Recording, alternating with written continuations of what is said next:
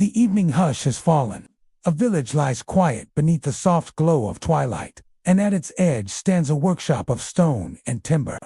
From within, a golden warmth spills out onto the cobbled street. This is the Bellfounder's forge where fire and silence meet, and where, tonight, a single bell is being born. You step gently into the workshop. The air is warm, carrying the scent of molten bronze and the earthy tints of clay molds. The forge glows like a great ember at the heart of the room, its flames dancing in steady rhythm, not wild, but measured like a controlled breath. In the shadows, tools hang neatly along the walls. Hammers, chisels, and wooden ladles blackened with years of work. At the center of the workshop stands the bell mold, half buried in sand. Its shape is ancient and familiar, wide at the mouth, narrow at the crown, curved in a line both graceful and strong. For centuries, people have believed bells to be more than metal. They were voices cast in bronze, guardians of time, and prayers that could be heard across valleys. The Bellfounder, his hands steady and practiced, approaches the mold. He has spent weeks preparing it, layering clay and wax, carving faint inscriptions into its surface words that will never be seen, only heard in the resonance of the final tone. Tonight, at last, the molten bronze is ready. You watch as he lifts the crucible, with the help of another craftsman. The metal within glows like liquid sunlight, orange and white, shifting and alive. It flows with a gentle hiss, filling the mold slowly, evenly, as though the earth itself is drinking in light. The air hums faintly with heat, yet beneath the sound of pouring bronze there is a quiet dignity, an understanding that this moment is sacred. The bell will cool now, resting through the night. You sit nearby, letting the forge's warmth ease into your skin. Outside, the sky deepens into darkness. You hear the distant murmur of an owl, the quiet sigh of wind through thatched rooftops, the faint trickle of water from the village stream. And here, inside the workshop, only the slow crackle of fire remains. The Bellfounder explains, in a soft voice, the ancient art of bell making. He tells how each bell is tuned, not only by its size, but by its thickness, its curve, its crown. He speaks of how medieval towns waited eagerly for their bells. For they were not just instruments of sound, they were the heartbeat of daily life. They called people to prayer, marked the hours, warned of danger, and celebrated feasts. To live without a bell was to live without a voice for the village itself. As the hours pass, the forge grows dimmer. The flames are banked, the tools set aside. The workshop becomes still, save for the soft breath of cooling metal within its clay cocoon. You feel yourself drifting, lulled by the rhythm of time, by the patience required for bronze to sleep. At dawn, the first light enters the workshop. Golden rays stretch across the floor, joining the glow of the embers. The mold is cool now, the bronze within solid and waiting.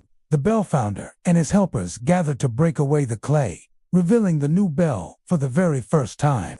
The shell crumbles gently beneath their careful hands. Dust rises in the morning air, and slowly, the shape of the bell emerges, surface dark at first, then gleaming faintly in the light. It is heavy, yet elegant, still silent, but filled with promise. The bell is polished, its surface rubbed until the bronze shines like a mirror. In its side is etched a pattern, vines curling into delicate knots, and words inscribed in Latin words of blessing and hope. Each mark is a whisper from the craftsman, a gift to the generations who will one day hear its voice. At last, the bell is lifted onto a wooden frame. Ropes creak, pulleys strain, but slowly it rises, hanging by its crown. It sways gently, as if testing its weight in the air. The village gathers outside, drawn by curiosity, their faces glowing in the early morning sun. The Bellfounder places his hand upon the rope. He closes his eyes for a moment, as though listening inwardly. Then, with a steady pull, he sets the bell in motion. It swings once, twice, and then the sound, a deep, resonant tone, pours into the air, filling the square, rolling over the rooftops, carrying outward into the fields and hills. The note is pure and long, trembling in the chest, echoing in the heart. It is both solemn and soothing, strong yet tender. The villagers stand in silence, their eyes closed, their faces softened, listening. The bell's voice lingers long after the strike. The air itself seems to shimmer with it. People whisper that each bell has its own soul, its own character. And this one carries warmth, a song of welcome, of safety, of home. You close your eyes as the echoes drift. The sound is like a lullaby, ancient and eternal. It rings not only through the air, but through memory itself, connecting you to countless others who, through centuries, stood just as you do now. Listening to the first voice of a newly cast bell. The village will keep this bell for generations. It will mark weddings and harvests, holy days and quiet evenings.